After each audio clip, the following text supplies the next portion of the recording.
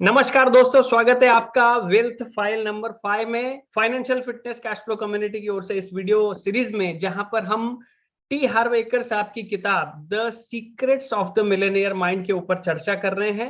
पिछले एपिसोड में हमने वेल्थ फाइल क्रमांक 4 को देखा, जिसका नाम था अमीर लोग बड़ा सोचते हैं और गरीब लोग छोटा सोचते हैं। आज हम इस वीडियो में वेल्थ फाइल नंबर 5 को सीखेंगे, जिसमें लेखक ने कहा है अमीर लोग अवसरों पर ध्यान केंद्रित करते हैं और गरीब लोग जो है वो बाधाओं पर ध्यान केंद्रित करते हैं। आई रिपीट, अमीर लोग अवसरों पर ध्यान केंद्रित करते हैं और गरीब लोग बाधाओं पर ध्यान केंद्रित करते हैं। अमीर लोग अवसरों को देखते हैं, गरीब लोग बाधाओं को देखते हैं।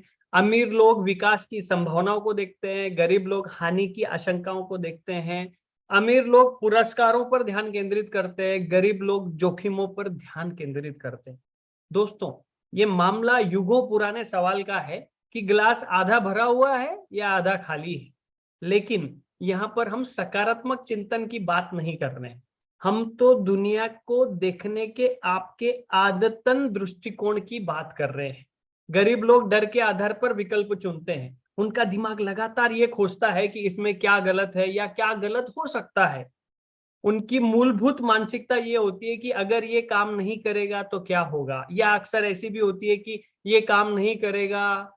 मध्यम वर्गीय लोग जो है वो थोड़े से आशावादी होते हैं। उनकी मानसिकता ये होती है कि मुझे उम्मीद है कि ये काम करेगा। दोस्तों, जैसा लेखक कहते हैं कि हम पहले भी बता चुके हैं, अमीर लोग अपने जीवन में मिलने वाले परिणामों की जिम्मेदारी लेते हैं और इस मानसिकता से काम करते हैं कि ये काम करेगा क्योंकि मैं इससे काम करवाऊंगा। अमीर लोग सफलता की उम्मीद करते हैं। उन्हें अपनी क्षमताओं पर भरोसा होता है, उन्हें अपनी रचनात्मकताओं पर भरोसा होता है। उन्हें यकीन होता है कि अगर वे कामयाब ना भी हुए तो भी वे सफल होने का दूसरा रास्ता खोज सकते हैं। आमतौर पर लाभ जितना बड़ा होता है, जोखिम भी उतना ही बड़ा होता है। चूंकि अमीर लोग लगातार अवसर देखते हैं, इसीलिए वे जोखिम लेने के इच्छुक होते हैं। अमीर लोगों को ये यकीन होता है कि अगर बुरे से बुरा भी हो जाए तब भी वे हमेशा अपनी दौलत वापस पा सकते हैं। और दूसरी तरफ गरीब लोग असफलता के बारे में लगातार आशंकित रहते हैं। उन्हें खुद पर भरोसा नहीं होता, अपनी योग्यताओं पर भरोसा नहीं होता। और गरीब लोग ये मानते हैं कि अगर स्थिति गड़बड़ हो गई तो वे तबाह हो जाएंगे, बर्बाद हो जाएंगे। दोस्तों, चूंकि वे लगातार बाधाओं को देखते हैं, इसलिए वे आमतौर पर जोखिम लेने के अनिच्छुक होते हैं। जोखिम नहीं तो लाभ नहीं। रिकॉर्ड के लिए लेखक महोदय ये भी कहते हैं कि हम ये कहना चाहते हैं कि जोखिम लेने के इच्छुक रहें का ये मतलब बिल्कुल नहीं है कि आप अपने पैसे गंवाने के इच्छुक रहें। अमीर लोग सोच समझकर जोखिम लेते हैं, जिसे एडुकेटेड रिस्क भी कहा जाता है। इसका मतलब है कि वे शोध करते हैं, आकलन करने में मेहनत करते हैं, फिर ठोस जानकारी और तथ्यों को सामने रखकर उसके आधार पर निर्णय लेते हैं। क्या अमीर लोग सोच विचार में ज्यादा समय लगाते हैं? नहीं। वे कम से कम संभव समय में जानकारी को इकट्ठी करते हैं और उस जानकारी के आधार पर ये फैसला करते हैं कि फला काम किया जाना चाहिए या नहीं किया जाना चाहिए। हालांकि गरीब लोग ये दावा करते हैं कि वे अवसर के लिए तैयारी कर रहे हैं, लेकिन आमतौर पर यू नो ये टालम टोल का बहाना होता है, इसके सिवा कुछ नहीं होता है। वो बुरी तरह घबराए हुए होते हैं। वे हफ्तों तक, महीनों तक, यहाँ तक कि बरसों तक के हूँ हाँ करूंगे, देखेंगे, ऐसा करते रहते हैं। और आमतौर पर तब तक अवसर भी जो है उनके हाथ से निकल जाता है। फिर अक्सर वे अपनी स्थिति को तर्क संगत बनाने के लिए क्या कहते हैं पता है? मैं तो तैयारी कर रहा था, कर रही थी। निश्चित रूप से ऐसा ही था। लेकिन जब वे तैयारी कर रहे थे तब तक क्या हुआ? अमीर आदमी अंदर गया, बाहर निकला और इस दौरान उसने ढेर सारी दौलत कमा ली। और फिर इनको बाद में दिखाई दिया, अरे ये विचार तो मेरे दिमाग में भी आया था, सामने वाले ने इससे कितनी दौलत बना ली, है ना? दोस्तों, लेखक महोदय ये भी कहते हैं कि मैं जानता हूं कि आगे मैं जो कहने वाला हूं वो आपको थोड़ा अजीब लग सकता है, क्योंकि मैं स्वयं की जिम्मेदारी पर बहुत जोर देता हूं, वो कहते हैं। बहरहाल लेखक ये भी कहते हैं कि मेरा मानना ये है कि अमीर बनने या किसी भी चीज में सफल होने में किस्मत का भी हाथ होता है ना? अजीब है ना? हो सकता है फुटबॉल मैच में विरोधी टीम का खिलाड़ी 1 गज की रेखा पर अपना नियंत्रण खो दे, जबकि खेल खत्म होने में सिर्फ 1 मिनट का समय बाकी हो और इस वजह से आपकी टीम मैच जीत जाए। गोल्फ में कोई गड़बड़ शॉट बाहरी सीमा पार करने लगे और पेड़ से टकरा कर वापस घास पर आकर लौट जाए और होल से सिर्फ 3 इंच दूर आकर के रुक जाए, ऐसा भी हो सकता है ना? तो बिजनेस में आपने उस व्यक्ति का नाम जरूर सुना होगा या कितनी बार सुना होगा जिसने इलाके के बाहरी एरिया में कोई प्लॉट खरीदा और 10 साल के बाद किसी बड़े कारपोरेशन ने वहां पर एक शॉपिंग सेंटर या ऑफिस बिल्डिंग का डालने का फैसला किया और उसका परिणाम ये हुआ कि वो निवेशक एकाएक अमीर बन गया। तो अब ये बताएं, ये उसकी बुद्धिमत्ता भरा निर्णय था या खुशकिस्मती थी? लेखक ये कहते हैं, मेरा अंदाजा है कि कुछ हद तक दोनों का ही हाथ था। बहरहाल मुद्दे की बात यह है कि किस्मत या कोई भी अच्छी चीज आपकी राह में तब तक नहीं आएगी जब तक कि आप किसी तरह का कोई काम शुरू ही ना करें। वित्तीय सफलता पाने के लिए आपको कुछ करना होगा, कुछ खरीदना होगा, कुछ शुरू करना होगा और जब आप ऐसा करते हैं तो क्या ये किस्मत है, ब्रह्मांड है या उच्चतर शक्ति है जो चमत्कारिक तरीके से आपकी मदद करती है, क्योंकि आपने वो काम करने का साहस और समर्पण दिखाया है। लेखक ये भी कहते हैं, मुझे लगता है कि ऐसा किस वजह से होता है ये महत्वपूर्ण नहीं है, महत्वपूर्ण तो ये बात है कि ऐसा होता है, ऐसा होता है।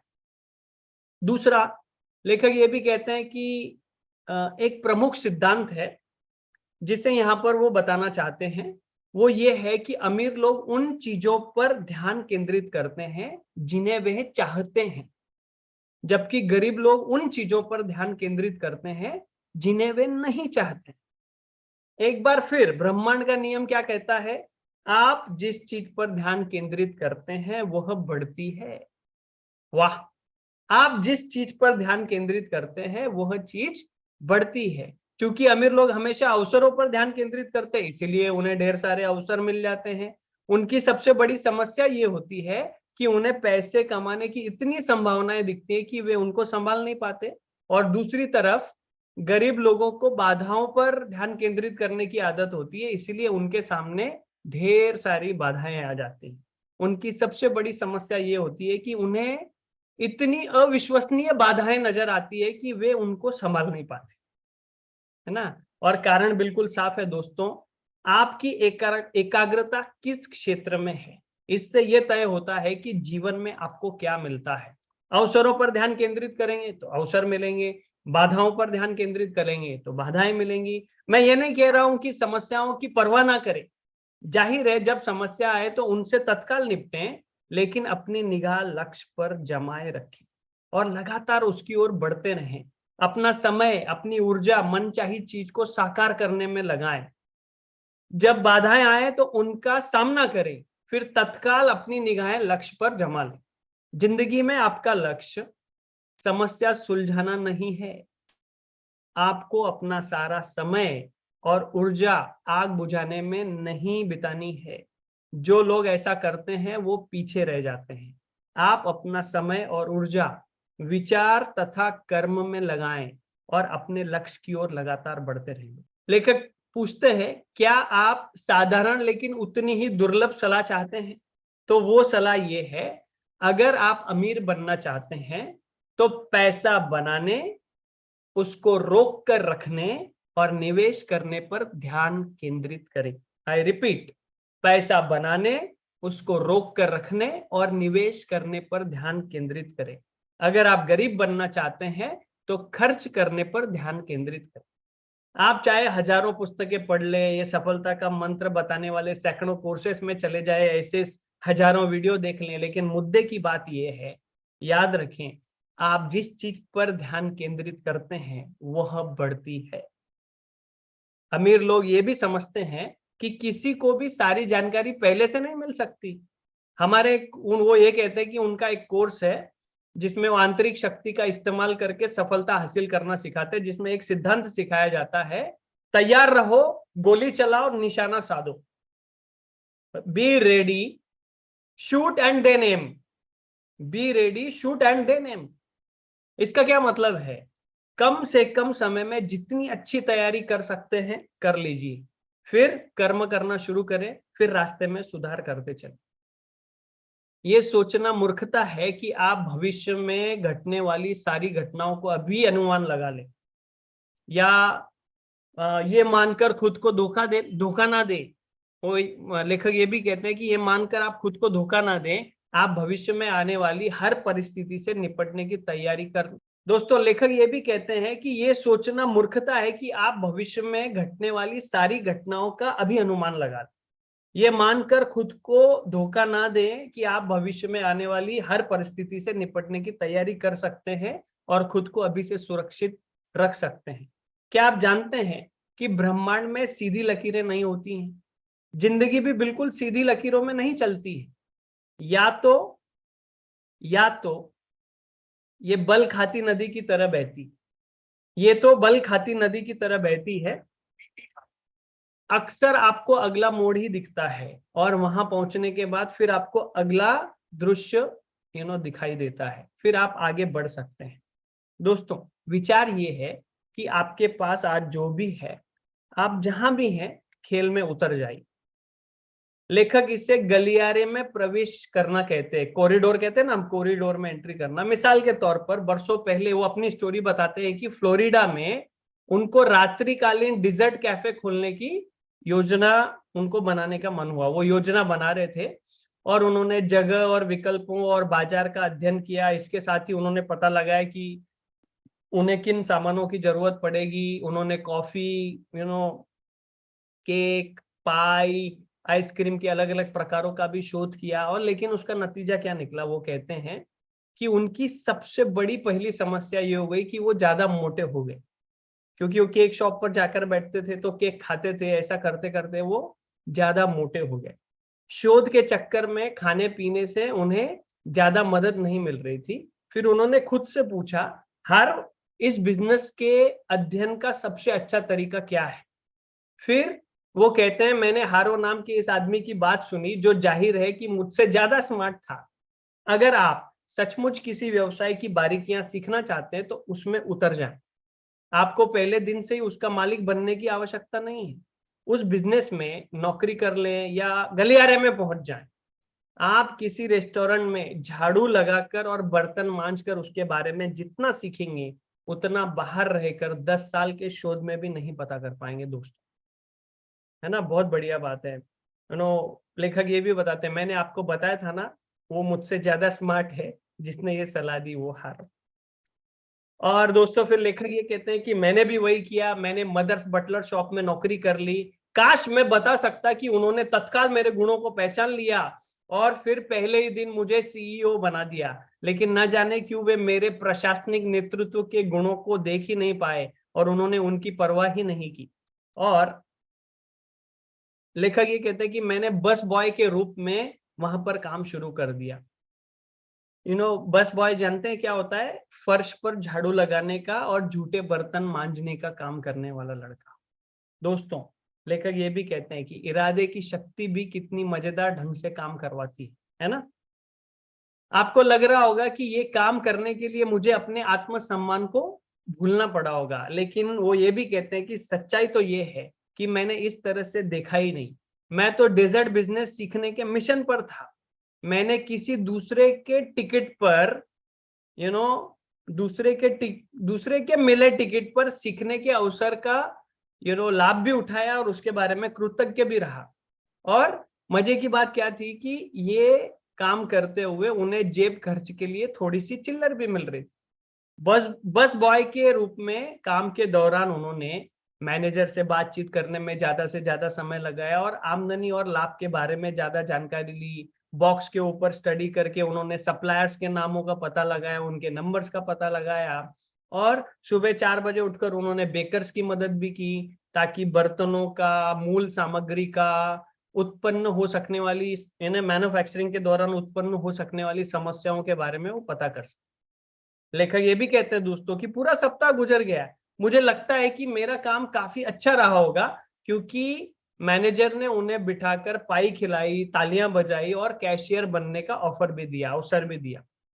दोस्तों, लेखक ये कहते हैं कि मैंने उनके अवसर को सुनने के बाद काफी देर तक सोचा, यानी कि 1 सेकंड तक, और फिर जवाब दिया कि नहीं धन्यवाद। पहली बात तो ये थी कि कैश रजिस्टर के पीछे रहकर वो ज्यादा सीख नहीं पाते थे, और दूसरी बात ये थी कि वो जिस चीज को सीखने के लिए वहां पर गए थे, वो मिशन जो है पूरा हो चुका था। तो गलियारे में रहने से लेखक का मतलब ही यही है। इसका मतलब है उस क्षेत्र में दाखिल हो जाना जहां आप भविष्य में रहना चाहते हैं। आप किसी भी ओहदे पर रहकर ये काम शुरू कर सकते हैं। किसी भी बिजनेस के बारे में सीखने का ये सबसे बेहतरीन तरीका है दोस्तों, क्योंकि आप उसे अंदर से देखते हैं। और दूसरी बात क्या है, आपको जिन संपर्कों की जरूरत है, आप अंदर रहकर उन्हें आसानी से बना सकते हैं, जो आप बाहर रहकर कभी नहीं बना सकते। तीसरी महत्वपूर्ण बात क्या है, जब आप गलियारे में पहुंच जाते हैं तो आपके लिए अवसर के कई द्वार खुल जाते हैं। यानी एक बार जब आप देख लेते हैं कि सचमुच क्या हो रहा है, तो हो सकता है कि आपको उस बिजनेस का कोई खास क्षेत्र मिल जाए, उसके बारे में पता लग जाए जिस पर आपने पहले कभी ध्यान ही नहीं दिया था। और चौथी बात, आपको ये पता लग सकता है कि आप उस बिजनेस को पसंद भी करते हैं या नहीं। और ईश्वर का शुक्र है कि ये बात आपको ज्यादा गहराई में गए बिना ही पता लग जाएगी। तो दोस्तों, लेखक ये कहते हैं कि मेरे मामले में फिर क्या हुआ, डेजर्ट कैफे में काम करने के मामले में उन्होंने ये कहा कि इन चीजों में से वहां पर मेरे साथ क्या हुआ, जब वो मदर्स बटलर से बाहर निकले तो उन्हें पाए की शक्ल या उसकी गंध बर्दाश्त ही नहीं हुई। दूसरी बात, उनके काम छोड़ने के बाद वो जो बेकर काम करता था वो भी छोड़ के चला गया, है ना। और उन्होंने, उस बेकर ने लेखक को फोन किया और कहा कि उसको एक लोकप्रिय क्या कहेंगे, लोकप्रिय व्यायाम उपकरण का पता चला है, जिसका नाम gravity guidance inversion inversion boot था। बेकर ये जानना चाहता था कि क्या लेखक की दिलचस्पी उन जूतों में है। जूते देखकर लेखक कहते हैं कि मैंने फैसला किया कि जूते तो पटाखा थे, पर वो बेकर ज्यादा जोर नहीं था, इसीलिए उन्होंने सोचा कि इसको बेचने का काम मैं अकेले ही खुद के दम पर करूंगा। तो उन्होंने उन जूतों को लिया और स्पोर्टिंग गुड्स बेचने वाली जो शॉप्स होती है, डिपार्टमेंटल जो स्टोर्स होते हैं, वहां पर उन्होंने बेचने का काम शुरू किया। लेखक ये भी कहते हैं, मैंने गौर किया कि इन रिटेल आउटलेट्स में एक चीज समान थी, घटिया व्यायाम उपकरण। तो मेरे दिमाग की घंटी बजने लगी, बोले अवसर अवसर अवसर। अजीब बात यह है कि चीजें किस तरह होती हैं। व्यायाम उपकरण बेचने के पहले अनुभव ने मुझे नॉर्थ अमेरिका के पहले रिटेल फिटनेस स्टोर खोलने की ओर पहुंचाया, और पहला मिलियन कमाने का अवसर भी दिया। जरा आप भी सोचिए, ये सब इसलिए शुरू हुआ क्योंकि लेखक ने मदर बटलर स्टोर में बस बॉय के रूप में काम करने का निर्णय लिया था और काम किया था। सबक बड़ा आसान है, गलियारा में पहुंच जाइए। आपको कभी भी पता नहीं होता कि आपके लिए कौन से दरवाजे खुल जाए। लेखक कहते हैं, मेरा एक सूत्र वाक्य है, सक्रियता हमेशा निष्क्रियता को हरा देती है। वाह, कितना बढ़िया बात है। सक्रियता हमेशा निष्क्रियता को हरा देती है। अमीर लोग शुरू कर देते हैं, उन्हें भरोसा होता है कि खेल में उतरने के बाद वे हर मौके पर समझदारी भरे निर्णय ले सकते हैं, सुधार कर सकते हैं और चलते चलते अपनी पतवार को संतुलित भी कर सकते हैं। गरीब लोगों का खुद पर या अपनी योग्यताओं पर भरोसा नहीं होता, इसीलिए वे मानते हैं कि उन्हें हर चीज पहले से पता होनी चाहिए, जो लगभग असंभव है। इस दौरान वे कोई सक्रिय तैयारी नहीं करते, जबकि अमीर लोग तैयार रहो, गोली चलाओ और निशाना साधो के सकारात्मक नजरिए के चलते कदम उठा लेते हैं और आमतौर पर जीत भी जाते हैं। गरीब लोग खुद से कहते हैं, मैं तब तक ये काम नहीं करूंगा जब तक कि मैं संभावित समस्या को पहचान ना लूं और ठीक ठीक ये ना जान लूं कि इसके बारे में क्या करना है।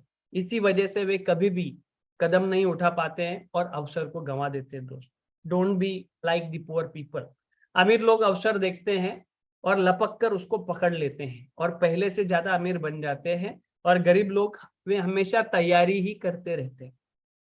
और दोस्तों, जैसे हर चैप्टर के बाद कुछ घोषणाएं करने का वक्त है, तो अभी भी घोषणाओं करने घोषणाओं को करने का वक्त है। तो 2 घोषणाएं हैं। अपने दिल पर हाथ रखिए और कहिए, मैं बाधाओं के बजाय अवसरों पर ध्यान केंद्रित करता हूं, मैं तैयार होता हूं, मैं गोली चलाता हूं, मैं निशाना साधता हूं। मैं बाधाओं के बजाय अवसरों पर ध्यान केंद्रित करता हूं, मैं तैयार होता हूं, मैं गोली चलाता हूं, मैं निशाना साधता हूं। मैं बाधाओं के बजाय अवसरों पर ध्यान केंद्रित करता हूं, मैं तैयार होता हूं, मैं गोली चलाता हूं, मैं निशाना साधता हूं। I have a millionaire mind. I have a millionaire mind. I have a millionaire mind. दोस्तों, जैसा लेखक कहते हैं कि हर चैप्टर के बाद कुछ आपको मिलेनियर माइंड की गतिविधियां भी मिलेगी, तो यहाँ पर भी गतिविधियां हैं, 3 तरह की गतिविधियां। ध्यान से सुनिए और उनको कीजिए। अगर आप इन्हें करते हैं तो अगर आप हमारे कम्युनिटी मेंबर है तो हमारे कम्युनिटी ग्रुप पे ये डाल दीजिए लिख करके जो आप कर रहे हैं। और आप हमारी कम्युनिटी के मेंबर नहीं हैं तो इस यूट्यूब के नीचे आप इन गतिविधियों को करने पर डाल सकते हैं, हम उसे पढ़ते हैं। तो पहली गतिविधि ये कहते हैं, खेल में उतर जाइए। उस काम या प्रोजेक्ट पर जिस पर आप विचार कर रहे हैं उसको स्टार्ट कर दीजिए, है ना। और आप उसके लिए जिस चीज का इंतजार कर रहे हैं उसको भूल जाइए। आप जहां पर भी हैं, आपके पास आज जो भी रिसोर्सेस हैं उसी से शुरू कर दीजिए। अगर संभव हो तो पहले वो काम किसी दूसरे के लिए या फिर दूसरे किसी के साथ मिलकर भी कर सकते हैं, ताकि आपको उसका अनुभव मिल जाए। अगर आप पहले से ही सीख चुके हैं तो लेखक कहते हैं कोई बहाना नहीं चलेगा, बस शुरू कर दीजिए, बस शुरू कर दीजिए। दूसरा वो कहते हैं, आशावाद का अभ्यास कीजिए। आशावाद का अभ्यास कीजिए। आज जिसे लोग बाधा या समस्या कहते हैं उसे अवसर में ढालने का प्रयास कीजिए, है ना। इससे नकारात्मक लोग जो आपके आसपास है ना वो पगला जाएंगे, लेकिन क्या फर्क पड़ता है, वो तो वैसे भी पगला ही रहे हैं ना। और तीसरा वो ये कहते हैं कि आपके पास जो है उसी पर ध्यान केंद्रित करें, जो नहीं है उस पर ध्यान केंद्रित ना करें। आप जीवन में जिन चीजों के लिए कृतज्ञ हैं उनकी एक लिस्ट बनाइए। उस लिस्ट में से 10 जो चीजें आपको ज्यादा महत्वपूर्ण लगती है उनकी अलग से एक लिस्ट बनाइए और उनको जोर से पढ़िए। और अगले 30 दिनों तक रोज सुबह उठ के उस लिस्ट को पढ़िए। ऐसा क्यों कहते हैं लेखक? अगर आप अपने पास मौजूद चीज के लिए कृतज्ञ नहीं है तो आपको वो चीज ज्यादा नहीं मिलेगी और आपको ज्यादा की फिर जरूरत भी नहीं होगी। इसीलिए कृतज्ञता व्यक्त करने के लिए महत्वपूर्ण 10 चीजों को लिख लीजिए और रोज जोर से पढ़ें। दोस्तों, मेरा नाम जगदीश भगत है और financial fitness cash flow community की ओर से, जहां पर हमारा मिशन है लोगों को स्टॉक मार्केट में ऑप्शन सेलिंग के माध्यम से पैसिव इनकम जनरेट करने में मदद कर। अगर आपको ये वीडियो अच्छा लगा हो, आप हमारे साथ जुड़ना चाहते हो, तो आप नीचे दी गई व्हाट्सएप ग्रुप की लिंक से जुड़ सकते हैं, जहां पर हमारे आने वाले अगले वेबिनार की जानकारी आपको हमेशा प्राप्त होती रहेगी दोस्तों। और इस वीडियो को देखने के लिए आपका बहुत बहुत धन्यवाद। जल्द मिलेंगे वेल्थ फाइल नंबर 6 के साथ। धन्यवाद।